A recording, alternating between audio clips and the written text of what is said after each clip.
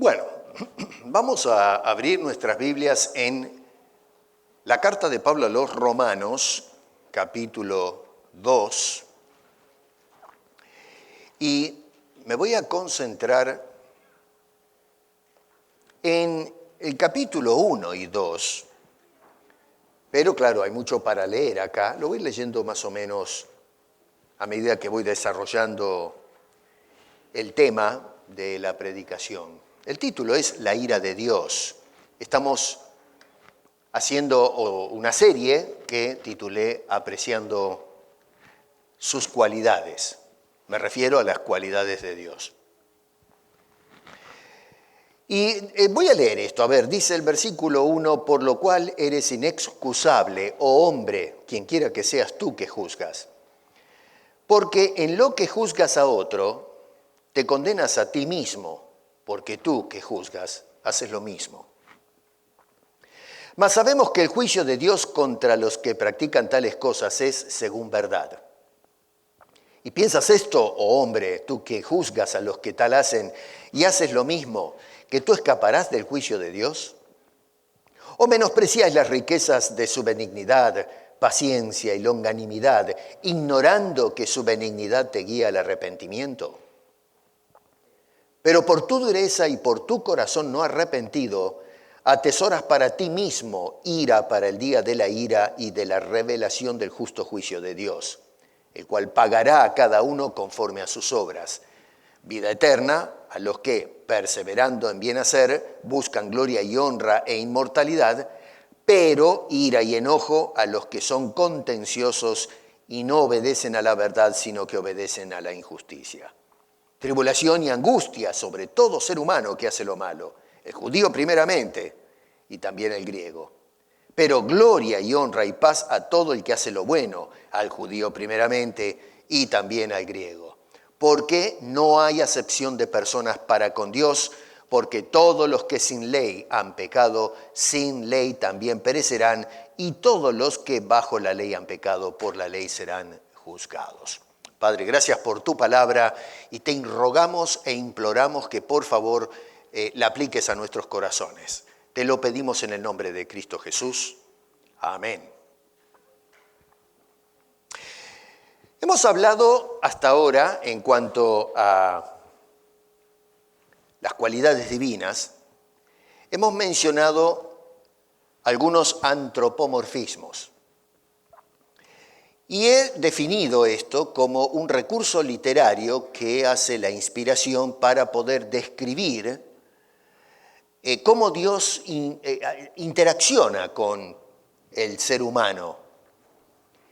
Y se usan estas figuras adjudicándole a Dios partes humanas, pero con el cuidado de no llevarnos a una idolatría o a formarnos una imagen incorrecta de Dios.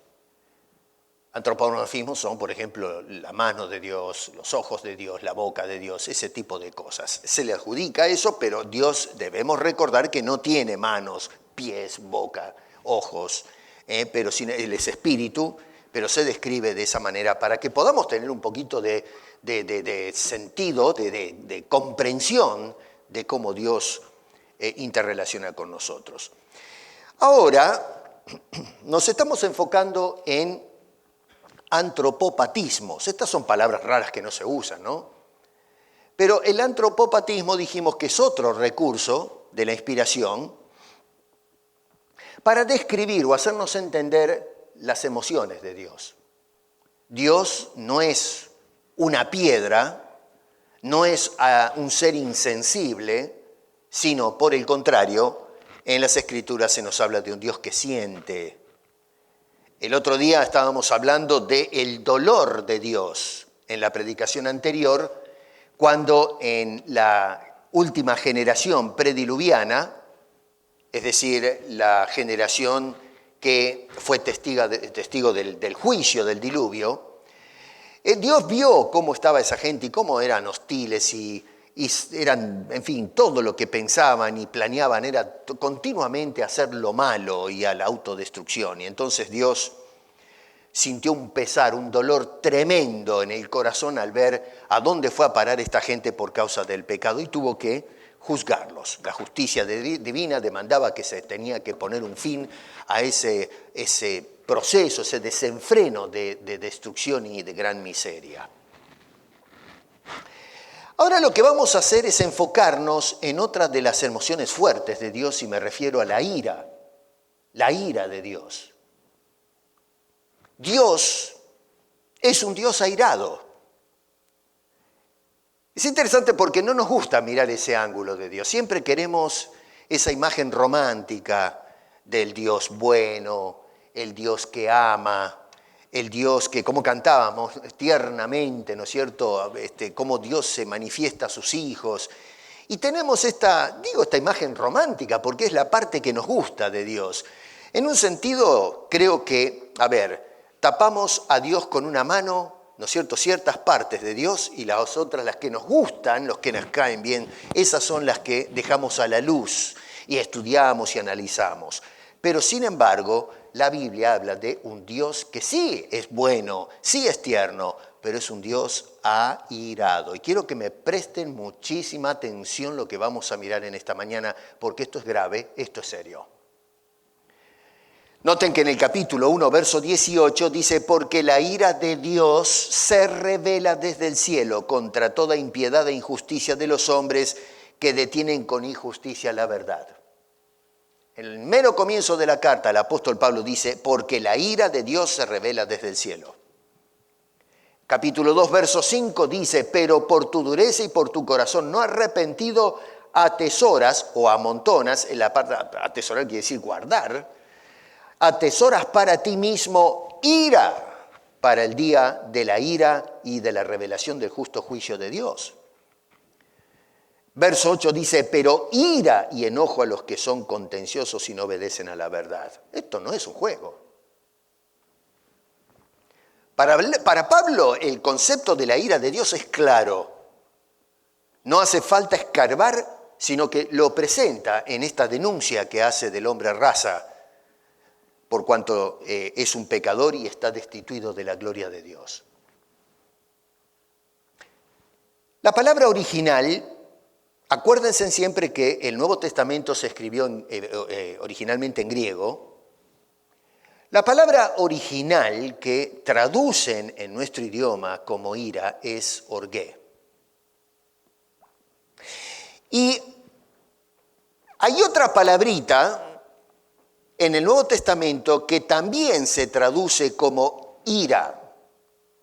En algunos casos también se traduce como enojo, para establecer la diferencia entre orgé, que es la palabra que utiliza el apóstol Pablo, y la otra palabra que es thumos. Vuelvo a repetir, en algunos lugares, thumos en el Nuevo Testamento se traduce, y me parece magnífico para hacer la distinción, como enojo. Pero en otros lugares se traduce exactamente igual que la palabra orgé, que traducen como ira. De los pasajes que tenemos en el Nuevo Testamento, la palabra thumos aparece 18 veces. De las 18 veces, 10 las encuentro en el libro de Apocalipsis. Y de las 10 palabras que aparecen en Apocalipsis, 7 de ellas se refieren a la ira de Dios. No vamos a analizar eso ahora, solamente voy a leer un par de versículos para darles una evidencia. Capítulo 14 del libro de Génesis, libro de Apocalipsis, me fui al otro extremo. El libro de Apocalipsis, capítulo 14, versos 9 al 10, dice, si alguno adora a la bestia si acá es el anticristo, ¿no?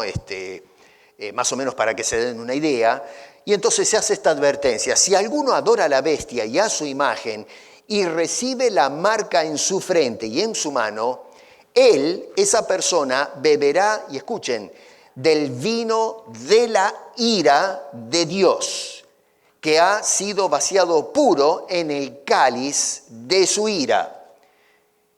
Y debido a eso, dice, será atormentado con fuego y azufre delante de los santos ángeles y del Cordero. 2 veces aparece la palabra ira. Ahora, es muy interesante porque la primera vez que aparece en ese versículo, la palabra ira, se traduce del término thumos, que también en algunos lugares se traduce como, ¿cómo digo?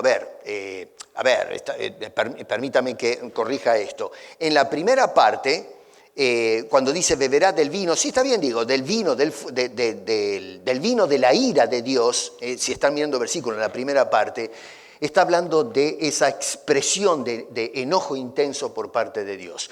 La segunda palabra que aparece, digamos, qué sé yo, no sé, tal vez podemos dividir el versículo en 2 partes si se quiere. La segunda parte, la segunda ira, se traduce de la misma palabra que usa Pablo en Romanos, que es orgué. Es muy importante esto. Por ahora quiero que se concentren en la primera palabra, que es thumos, que no es la que Pablo está usando en Romanos. Y ya van a ver por qué es importante que tomemos nota de eso. Ahora, más adelante, en el versículo 19 de ese mismo capítulo 14, dice, y el ángel arrojó, estamos todavía en Apocalipsis, arrojó su hoz en la tierra y vendimió la viña de la tierra y echó las uvas en el gran lagar de la ira de Dios.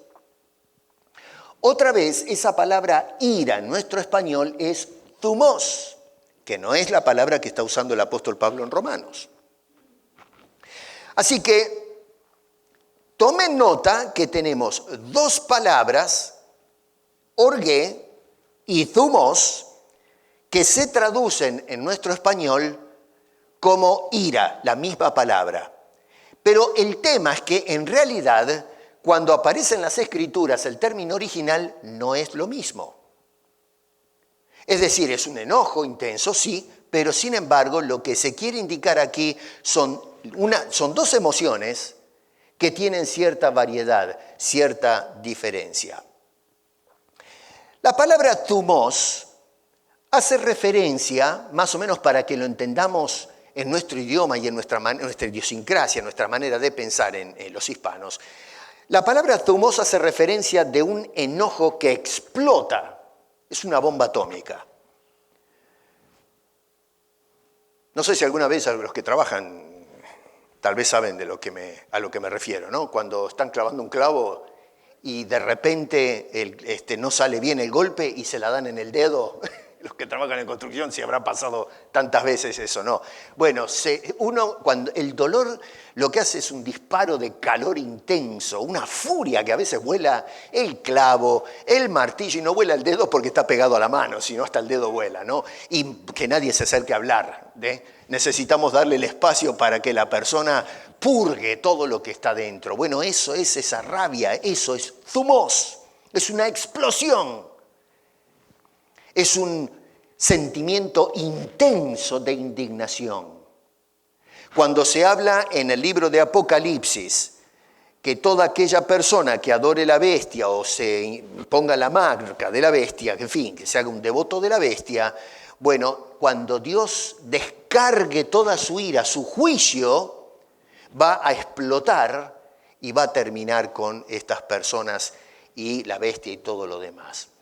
Lo que pasa es que esa emoción intensa, thumos, es una explosión tremenda, pero que es momentánea. Y acá es donde tienen que tomar nota.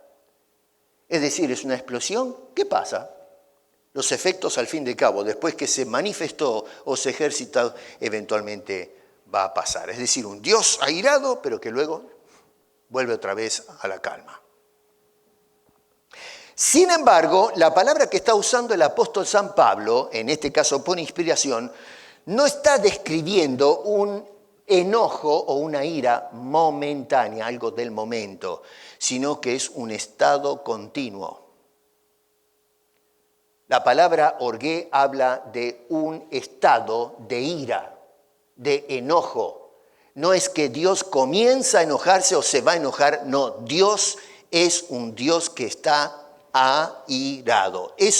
Por eso les marco esta diferencia, porque teológicamente acá a veces leemos ira, qué sé yo y todo, pero pensamos que sí, no, pero Dios está bien, es un Dios que se enoja cuando hicimos lío, metimos la pata, pero después se le pasa.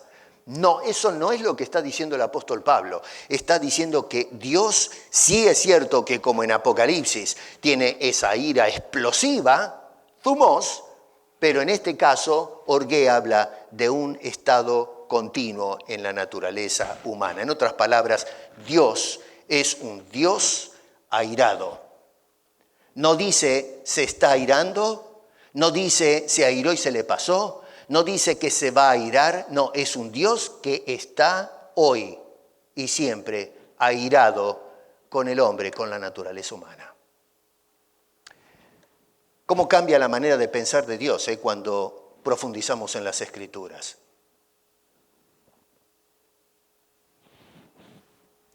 Ahora, Dios está enojado, pero no está enojado por las acciones, sí, es decir, o tal vez no por, sino con las acciones del hombre. Es decir, yo hago cosas malas y Dios se enoja. Dios está enojado con el hombre de las acciones. Y otra vez es importante que entendamos esto, porque quiere decir que Dios usualmente está contento con el hombre, y entonces el hombre cuando hizo un lío, ahí explota. Pero el problema es que cuando Pablo usa la palabra orgué, no está hablando de un Dios que está todo el tiempo contento y tranquilo con el hombre hasta que mete la pata, decimos, o hace algún lío. No, nos está diciendo que Dios está airado con el hombre. Y las acciones que comete el hombre y que ofenden a Dios son el resultado de la condición de ese hombre que despierta ese enojo continuo con el hombre. Insisto en esto, otro error que cometemos es que pensamos en un Dios que está en su trono, contento todos los días, ve la humanidad que Él creó y se fue a la zanja y está tan contento, tan feliz, hasta que uno hace lío. No, Señor, Dios está en el trono como un juez, está airado con esa creación y eventualmente esa ira va a entrar en acción y va a ser una explosión y va a terminar con todos aquellos que no encontraron el oportuno socorro en la presencia del Salvador.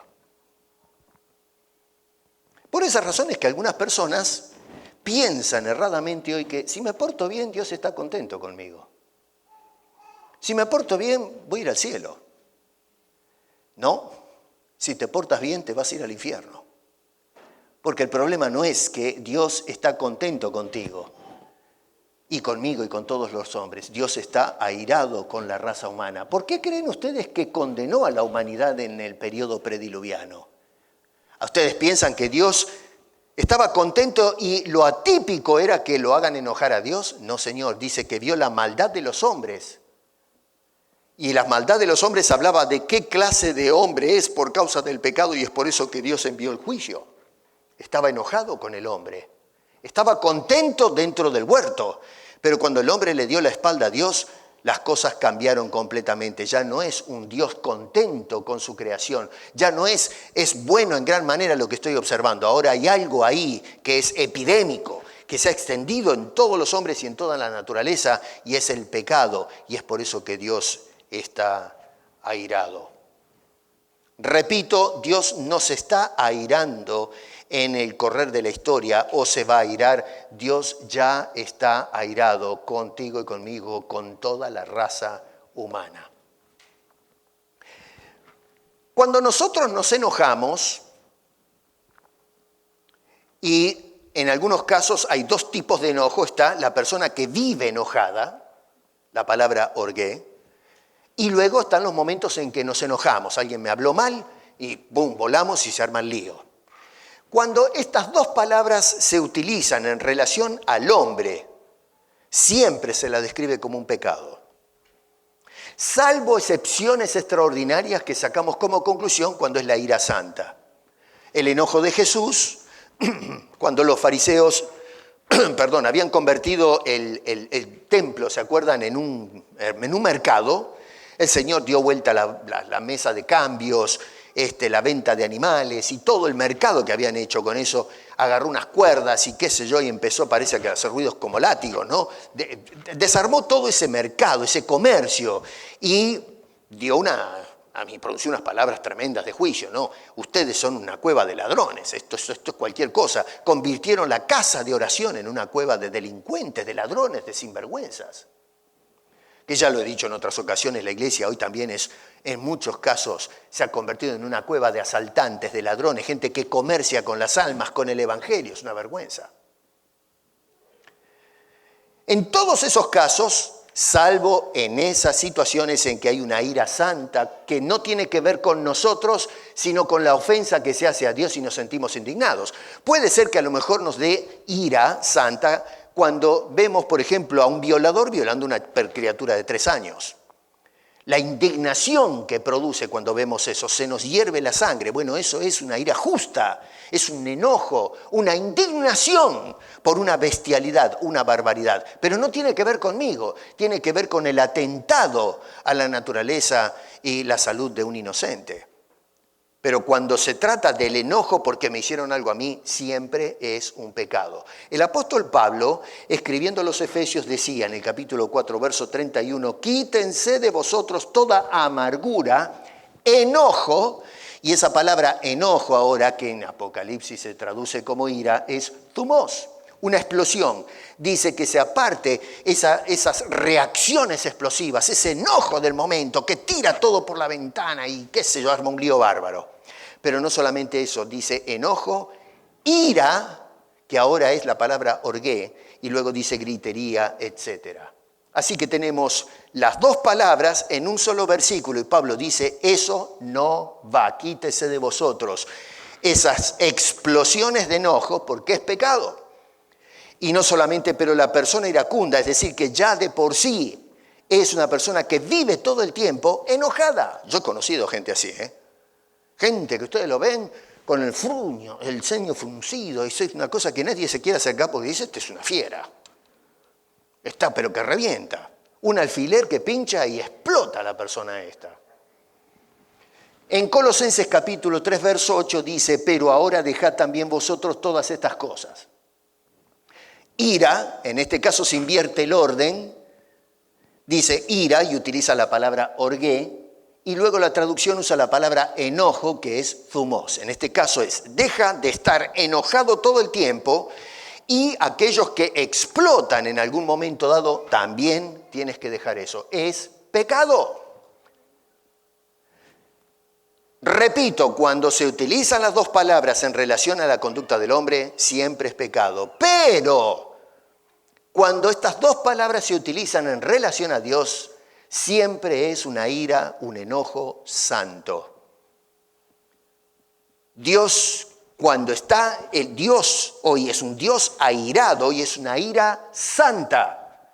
No es egoísta, no es pecado, porque en Dios no hay pecado. Tiene todo el derecho de estar enojados con nosotros, porque nosotros no solamente ofendemos a Dios con nuestros actos, pero nuestra naturaleza ofende a Dios, porque está el pecado en nosotros y es por eso que actuamos en una forma incorrecta.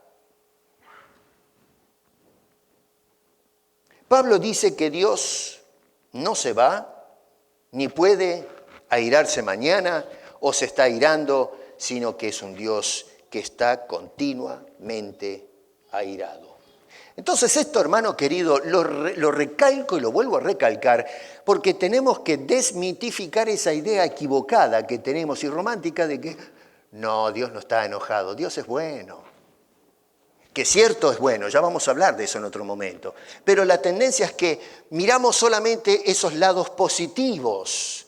Es bueno, es tierno, Dios te ama, Dios ama al pecador y cosas por el estilo. No, Señor, no, Señor. Si bien es cierto que Dios manifiesta esas cualidades, también es un Dios que está todo el tiempo airado. Y qué interesante, porque el hecho de que Dios sea bueno, que Dios ame, no significa que eso de alguna manera eclipsa su ira. Dios está enojado y es un Dios bueno. Hay padres excelentes que he conocido a través de mis años y en especial mis años de ministerio, hombres que he llegado a respetar muchísimo de aquí de esta congregación. Excelentes padres, buenos hombres, buenas mujeres, pero a veces están enojados y con mucha razón, con cosas. Puede ser enojado con el marido, la mujer, los hijos, qué sé yo, con el jefe del trabajo que hace cosas, la persona se enoja. Así que el hecho de que una persona sea buena no quiere decir que por ser buena nunca se enoja. Bueno, en el caso de Dios, es un Dios bueno, pero también enojado. No hay ningún tipo de conflicto entre las dos emociones. Están presentes las dos emociones en Dios. Insisto en este asunto porque nuestra tendencia es pensar que se divorcian, que no pueden coexistir la bondad con el enojo o la ira. Y eso no es correcto. No estamos describiendo bíblicamente a Dios como se revela en su santa palabra.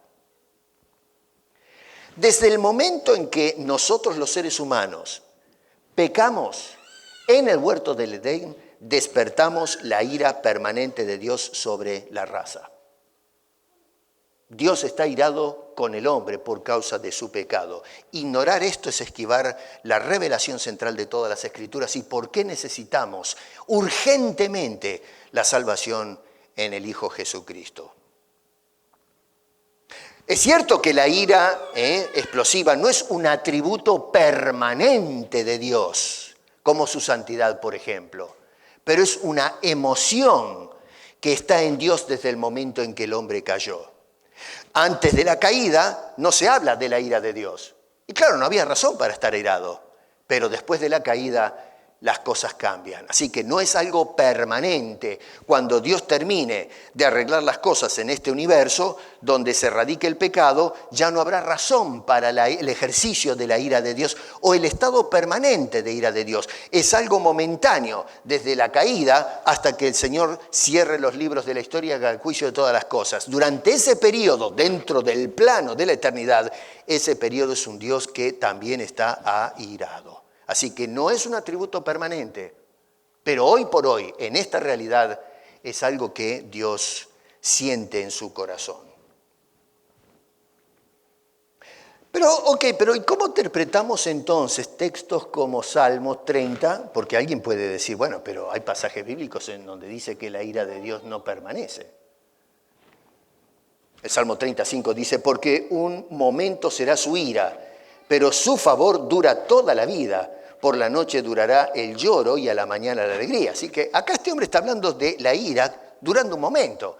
Bueno, es cierto, pero tenemos que leer a David en su contexto correcto. Cuando él está hablando de esa ira, lo que está diciendo es ese enojo explosivo en donde ese Dios que está enojado con el pecador ahora ejercita, despierta en él esa explosión y entonces manda un castigo que muchas veces busca la corrección del pecador, como sucedía, por ejemplo, en la vida de David.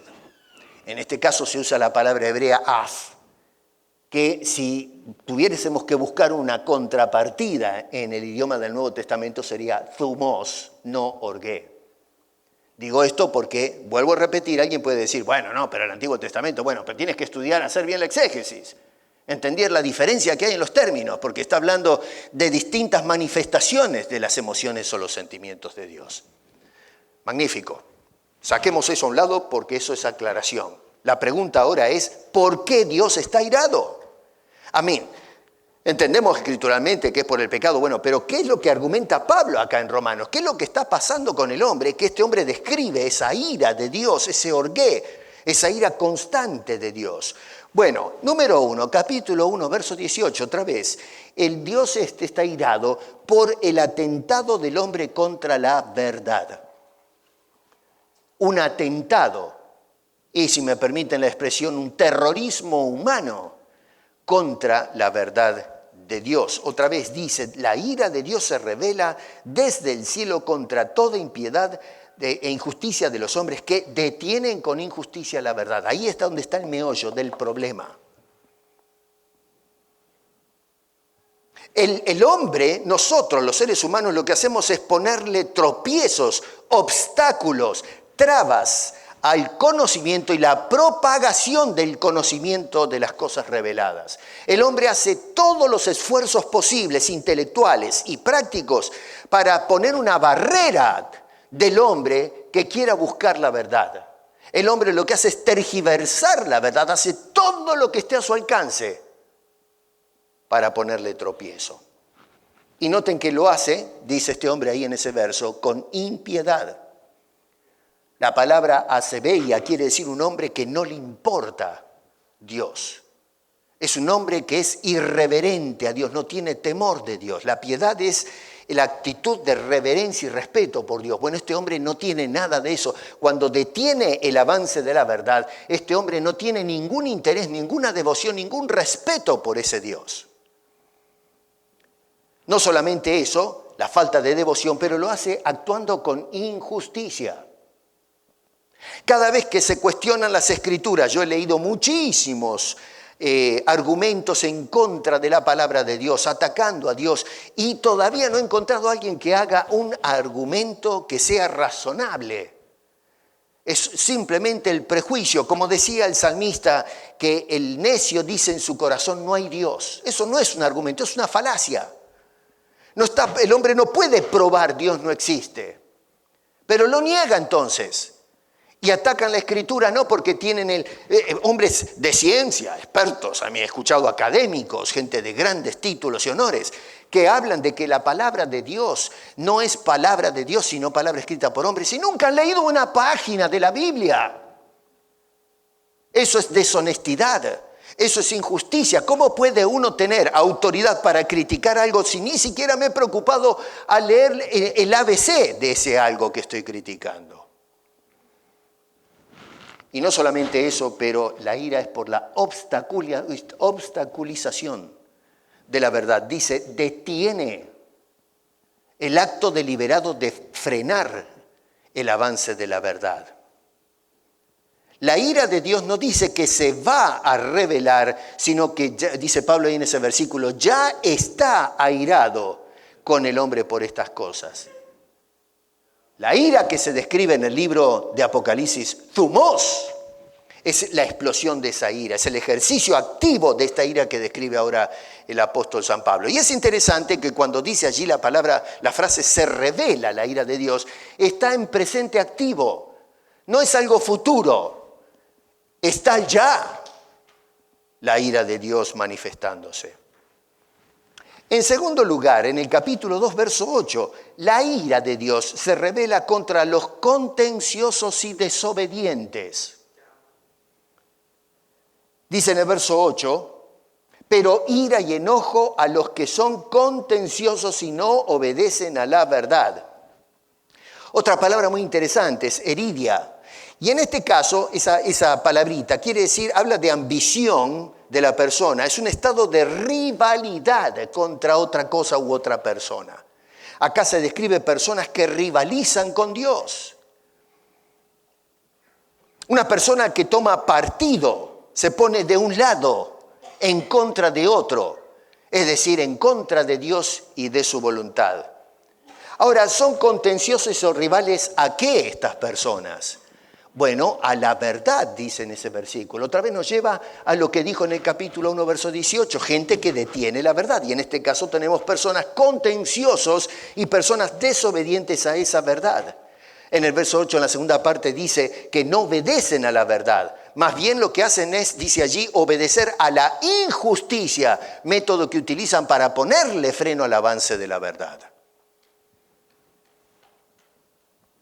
En una forma muy contextual se dice que también está airados con quienes no reconocen a Dios. Capítulo 1, verso 21. Pues habiendo conocido a Dios, no le glorificaron como a Dios.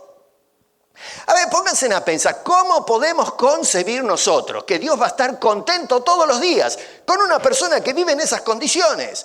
Que dice, habiendo conocido a Dios, no lo glorifican. Pero ¿en qué cabeza cabe que Dios va a estar contento con un hombre que actúa de esa manera? Y los cristianos que predicamos, no, sí, Dios es bueno, está contento. Estamos mintiendo, estamos deteniendo el mismo cristiano el avance de la verdad. La verdad es que Dios está airado. Porque hemos cambiado la gloria de Dios, la hemos permutado. No le dimos y no le damos la gloria que le corresponde a Dios.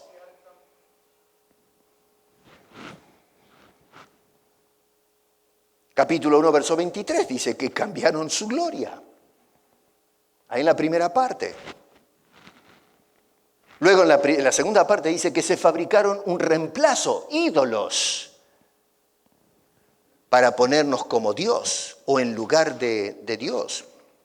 Y como consecuencia de esto, Dios a ese hombre con quien está irado los abandona, los entrega. Y me llama poderosamente la atención porque 3 veces menciona a este hombre que Dios entregó al hombre, abandona al hombre a su propia inclinación, a su propia naturaleza. Noten, verso 24 dice, los entregó a la inmundicia. El hombre es inclinado por el pecado a la inmundicia. Y Dios, en lugar de rescatarlo, arréglense, los abandona, los entrega a esa inmundicia que escoge el hombre. Verso 26, los entregó a pasiones vergonzosas. Las pasiones de Dios son santas, pero las pasiones en el hombre por ahí las justifica. Está bien, bueno, fenómeno, esa es la idiosincrasia del hombre, la cultura del hombre, pero en cuanto a Dios se refiere, ¿cómo ve eso? Y dice que eso es mugre, es inmundicia, pasiones vergonzosas. Verso 28, los entregó una mente reprobada. Una mente que pretende ser más sabia y que puede manipular la verdad. Dice, es una mente que no tiene la aprobación de Dios. Piensa mal, analiza mal. Estas expresiones no hablan de un Dios contento, de un Dios satisfecho, ¿no le parece? Habla de un Dios airado. Bueno, pero hoy la sociedad dice, no, bueno, pero ¿y quién es Dios para decirme a mí cómo tengo que vivir? Bueno, fine, viva como se le dé la gana. Pero desde ya lo que te está diciendo Pablo es, Dios está enojado contigo. Y no solamente está enojado todos los días y constantemente, sino que esa ira que tiene Dios va a explotar y te vas a encontrar en serios problemas cuando caiga ese juicio. No solamente eso, pero contextualmente nos dice este hombre que Dios está airado contra quienes alteran el orden natural de las cosas o de la creación, la decencia y la rectitud moral. ¿Quién soy yo, hombre caído, para definir o describir qué es moral? ¿Quién soy yo, el hombre inmoral, por causa del pecado, para decirle y enseñarle a los hombres y aún a Dios lo que es y debe ser aceptado como moral? Hoy la asquerosidad que hay en la sociedad se lo justifica como moralmente aceptable. Dicen que censurar la porquería es inmoral, cuando en realidad es inmoral censurar lo que es inmoral. Cuando alguien se levanta y dice, si Dios dice que esto está mal, Dios es un inmoral. Porque yo digo que eso está bien y que tiene que ser socialmente aceptable. Bueno, fine, acéptelo. Pero en cuanto a Dios se refiere, es una porquería, es basura. Y Dios está airado, pero apasionadamente airado con semejante cosa. Y no tanto con el tema de lo que hace la persona, sino con el hombre que hace esa cosa.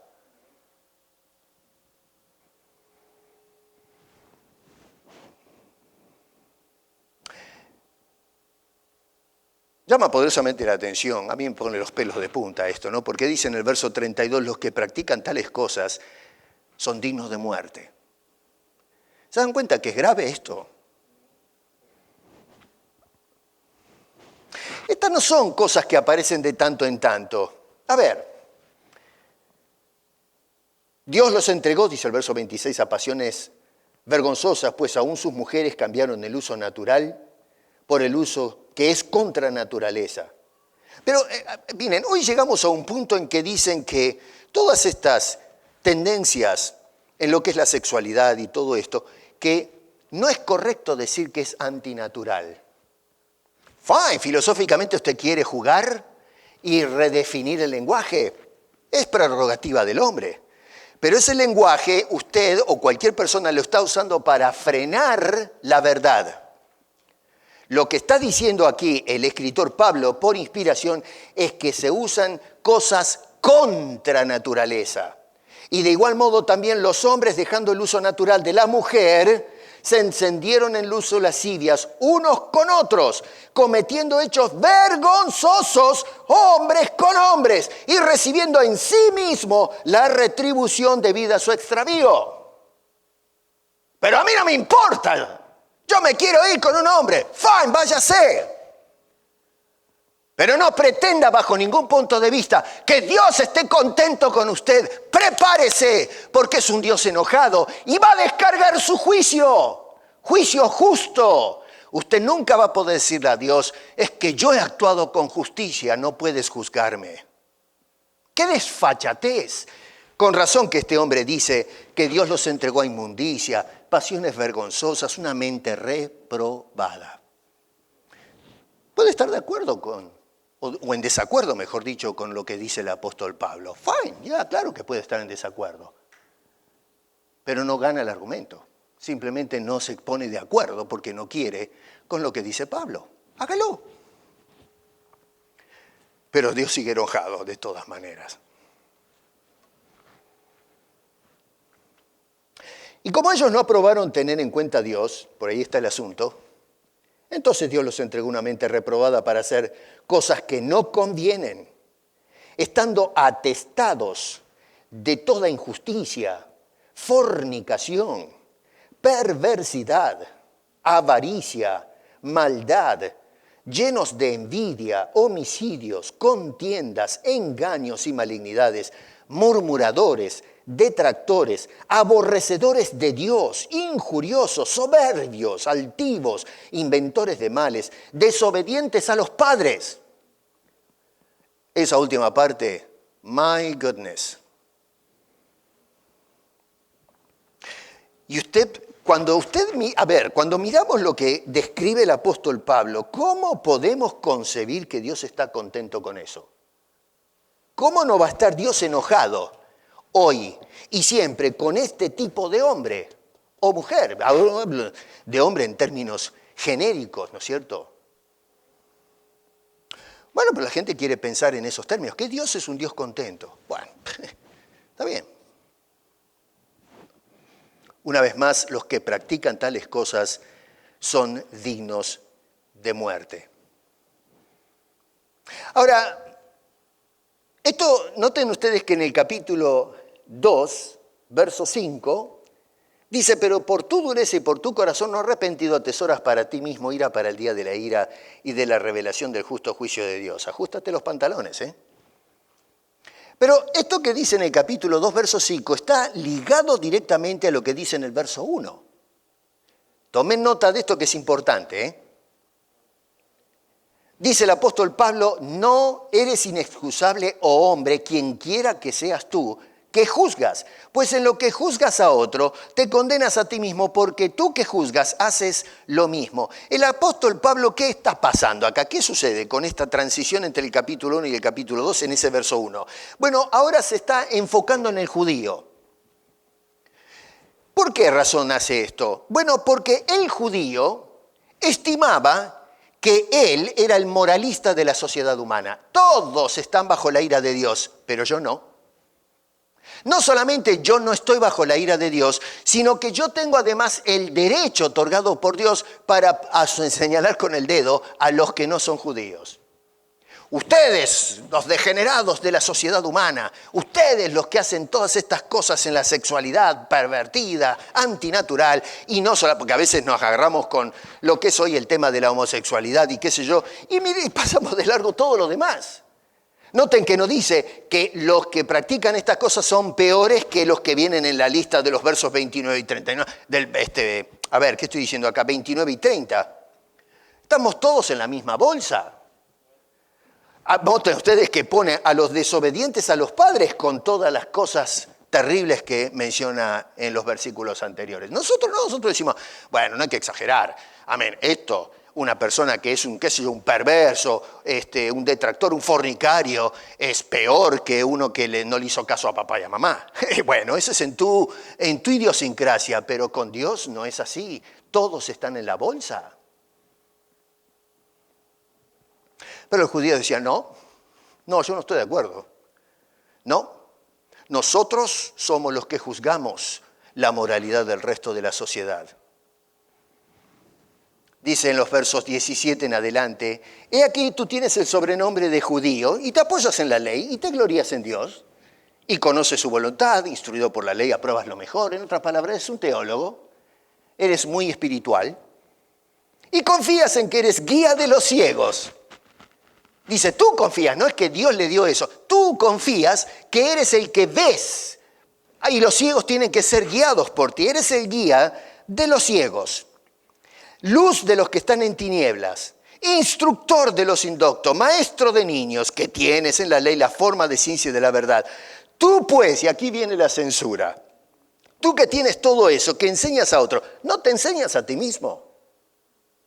Fanfarrón, ¿no te analizas a ti mismo? Tú que predicas que no se ha de hurtar, hurtas. El hurto es ese robo disimulado, porque el robo es cuando hay un acto deliberado de prejuicio a otra persona. El hurto es el que roba sin que el otro se dé cuenta. Porque claro, tiene que mostrar la sotana, ¿no? No, tiene que mostrar que es un delincuente como los gentiles. Entonces se viste la sotana de religioso, pero lo que está haciendo es hurtando, es decir, que no se den cuenta los demás. ¿Tú que dices que no se ha de adulterar, adulteras? Tú que abominas de los ídolos cometes sacrilegio. A ver, ¿cuántos cristianos, cuántos de la iglesia se la pasan juzgando a los homosexuales, las lesbianas y se revuelcan con otras mujeres por ahí u otros hombres pastores que se han ido con secretarias y viven con ellas? Vamos, ¿pero qué somos nosotros? ¿Con qué derecho levantamos el dedo contra los demás? Si muchas de las cosas que se indican en el capítulo 1, verso 29 y 30, lo practicamos, e incluso hasta el verso 31, lo practicamos dentro de la iglesia. Pero no, levantamos la mano, como hacían los judíos, a los gentiles, y decimos, ustedes son los perversos. Tú que te jactas de la ley, con infracción de la ley deshonras a Dios. Porque como está escrito, el nombre de Dios es blasfemado entre los gentiles por causa de vosotros. Por eso Pablo antecede en el capítulo 2, verso 1, la acusación. Dice, tú eres inexcusable, no tienes excusa, no te puedes escapar de la ira de Dios. Dice este hombre, quien quiera que seas, en definitiva no interesa si es gentil el que juzga, si es el judío o si es un marciano. Lo cierto es que Dios está con todos, sin excepción, totalmente airado. Acá tenemos al moralista. El moralista es aquella persona que impone la moral sobre otras personas. Los criterios, las costumbres, lo que nosotros creemos que es el estándar que debemos perseguir. La moral es el conjunto de normas, de valores, de criterios, de creencias que se aplican a una sociedad dada y que sirve de norma de conducta para discernir o diferenciar entre lo que está bien o es aprobado y lo que está mal o desaprobado. Eso es moral.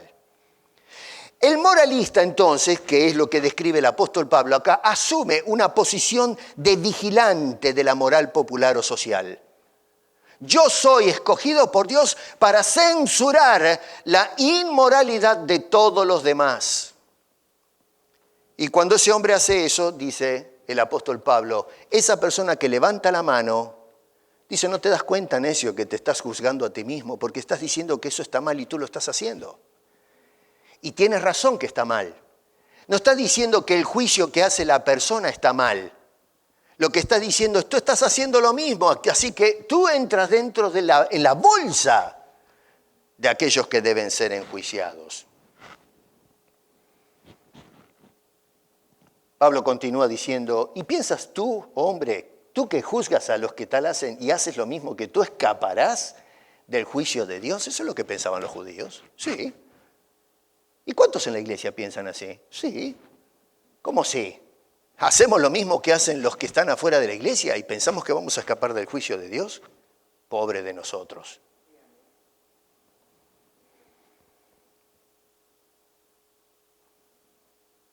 Noten cómo describe Pablo en el verso 5 a la persona moralista. Uno es una persona dura. La palabra griega ahí es una persona tosuda, obstinada, porfiada, dura. No solo eso, pero es una persona no arrepentida. Otra vez verso 5. Es decir, el corazón no reconoce sus faltas. Mira las faltas de los demás, pero no mira sus propias faltas y no tiene interés en cambiar o pegar la vuelta, actuar diferente.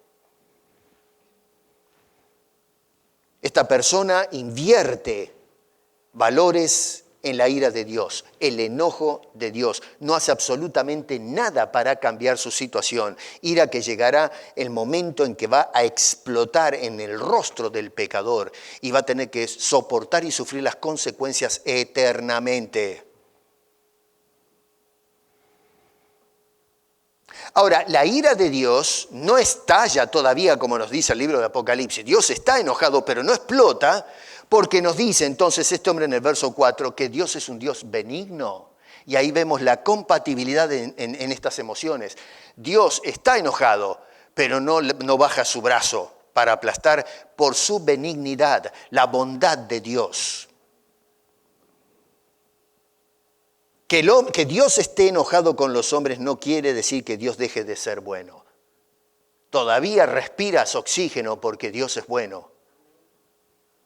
Número 2, porque es un Dios paciente, dice este hombre. La palabra paciencia acá es un Dios clemente, tolerante. Es el acto de, la palabra griega es como detener, ponerle retraso al castigo que va a descargar sobre este mundo y sobre los pecadores. Y número 3, un Dios longánimo. Allí cuando dice que su nombre es un Dios paciente, ¿no es cierto?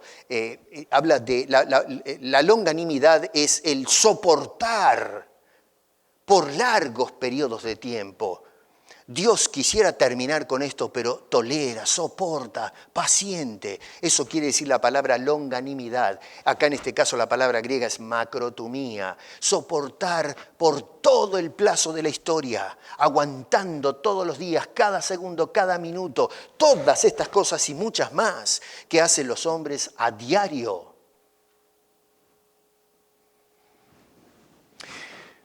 ¿Cómo hace el hombre entonces para aplacar a un Dios airado? ¿Qué hacemos? ¿Cómo manejamos este asunto entonces? Porque francamente no podemos hacer absolutamente nada para aplacar esta ira. ¿Cómo hacemos para que Dios esté contento? Cuando vemos la forma en que Pablo describe las cosas acá, y que por causa del pecado Dios no puede sentir otra cosa. ¿Cómo va Dios a estar contento con la mugre que el hombre es por causa del pecado en su naturaleza? Pero es una cosa de sentido común esto. Bueno, el apóstol Pablo dice entonces en el capítulo 5, verso 1, estas hermosas palabras. Dice, justificados pues por la fe, tenemos paz para con Dios por medio de nuestro Señor Jesucristo. Ajá. Declarados justos, eso quiere decir la palabra justificados, por medio de creer en la fe. No es un asunto de fe en la fe, sino el acto de creer en la obra de Dios. Tenemos paz. Un Dios que está airado, pero ahora entramos en una relación de paz. Se pacifica. Paz para con Dios. Pero tiene que ser por medio de la persona del Señor Jesucristo. Y luego saltan al verso 9 y dice, estando ya justificados en su sangre, por él seremos salvos de la ira. Y otra vez usa la palabra orgué. Es decir, ese Dios que está airado, ¿cómo trato con ese Dios? ¿Cómo lo calmo? Bueno, viniendo a Jesucristo. Dios me declara justo en Cristo Jesús y esa ira desaparece. Ahora ya no tengo nada que ver con un Dios airado, sino que ahora tengo un Padre tierno que se preocupa por nosotros. De ahí la importancia de la cruz. De ahí por qué Dios envió a Jesucristo a morir por nosotros. Dios, en lugar de descargar su ira sobre nosotros, descargó toda la ira sobre nuestros pecados en el cuerpo de Jesucristo, pegándolo ahí en esa cruz. Dios juzgó nuestro mal, nuestro pecado, hizo justicia en la persona del bendito Hijo de Dios, para que ya no tengamos que estar temblando ante la presencia de un Dios airado todos los días con nosotros, sino un Dios que ahora tiernamente nos llama hijos, nos abraza, nos trae a su regazo y nos lleva de la mano cuidándonos, y ahora sí pasa a ser un Padre tierno, hermoso, sensible, que se preocupa, que nos cuida providencialmente y nos lleva de las manos día a día hacia la patria celestial. No seas testarudo. No desafíes a un Dios airado porque no vas a ganar. Vayamos corriendo a los pies de Jesucristo para que Dios haga la obra, como dice el apóstol Pablo, y que una vez que estemos justificados en la sangre de Cristo, no hay otra manera de ser justificados, podamos ser salvos entonces de esa ira. Por esa razón es que hoy día los cristianos verdaderos podemos descansar en paz, tranquilos. Sí, luchamos en esta vida, pero tenemos esa bendita promesa de que ya no nos acercamos a la presencia de un Dios airado, sino un Dios que siempre tiene la puerta abierta para recibirnos. Acepta a Cristo, por favor. Acepta a Cristo como Salvador personal. Creo que todos acá son creyentes. Aquellos que nos están siguiendo por el canal, si todavía no has aceptado a Cristo como Señor y Salvador, hazlo. Cambia ese estatus, esa pasión de Dios que está enojado contigo, está irado contigo todos los días. No hay un solo día que Dios esté contento. Dios estará contento cuando dobles tu cerviz a los pies de esa bendita cruz y aceptes ese regalo precioso de salvación y vida eterna. Y entonces tendrás un Dios a quien podrás decir, Abba Padre, y tú pasarás a ser su tierno hijo, por el cual se preocupará, y lo hizo, demostró esa preocupación al darlo en la cruz para salvar tu alma. No desperdicies ese regalo precioso, no seas desobediente a la verdad, no la detengas, no te interpongas a la verdad del Evangelio, porque la ira de Dios se revela contra tales cosas. Padre Celestial, gracias por Jesucristo. Gracias, Señor, porque cambiaste esa pasión justa, esa ira sobre nosotros por causa del pecado, y ahora, al haber aceptado la obra y la persona y sacrificio de Cristo, ahora eres un Padre tierno, Señor, que ya no estás airado, sino que eres tierno, bueno, misericordioso. Te imploro por las almas que todavía, Señor, no se han doblado y han caído a los pies de la cruz de Cristo. Y no me refiero al palo, Señor, sino a aquel que fue colgado en esa cruz. Porque una cruz sin Cristo es simplemente un elemento de tortura. Pero es el Cristo de la cruz a quien debemos doblarnos. Llévanos, Señor, llévanos, por favor, a los pies de ese bendito Señor y Salvador. Te lo imploramos en el nombre glorioso del que lo dio todo por nada, Cristo Jesús, a quien damos gloria y honra. Amén.